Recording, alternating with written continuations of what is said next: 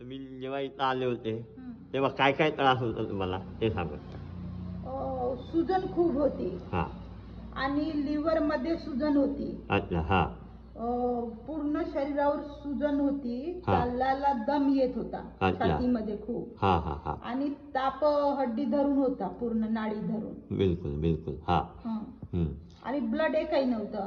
हा. ब्लड तयारच होत नव्हतं माझ्या शरीरामध्ये. बर बर. एवढे प्रॉब्लेम होते. हा. मग आपण किती दिवसाचा पंचकर्म केला? 18 दिवस. 18 दिवस. हा. मग आता तुम्हाला किती 2 महिने होत आहे. हो. आता कसं वाटतंय? आता चांगलं वाटत आहे. फक्त प्रॉब्लेम कुठे आहे मला? हम्म. संडास नलिकेमध्ये प्रॉब्लेम आहे. बर. मग मला सर्व चांगलं वाटते. काम बर. करतो, सगळं करतो.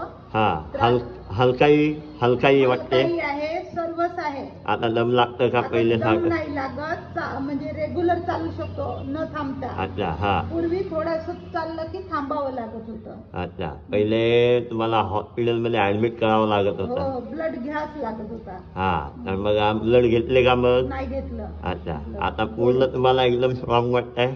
स्ट्रॉंग वाटते. अच्छा. चालू फिरू कामं वगैरे सर्व काम तुम्ही? खूप करतो. हा. काम बिम हेवी कोणतेही काम करते. अच्छा. पहिले सारखं नाही आहे. अशक्तपणा नाही बिलकुल आहे. वाटत नाही.